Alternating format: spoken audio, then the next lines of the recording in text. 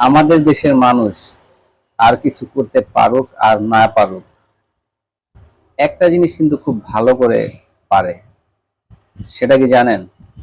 সেটা হলো সমালোচনা কিন্তু ঠিকই ভালো করতে পারে।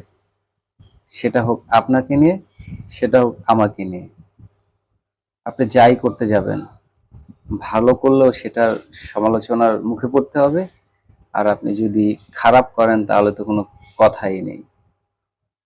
তো সমালোচনাকে উপেক্ষা করে যদি আপনি আপনার যে প্রতিভা আছে সেটা কাজে লাগাতে পারেন, দিন শেষে যেই লোকজন আপনাকে নিয়ে সমালোচনা করেছিল বা আপনার পিছনে লেগেছিল, আপনি যখন সফল হবেন তখন আপনার সফলতার পরে আপনাকে বাহবা দিবে সেই লোকজনই, আপনার সুনাম করবে,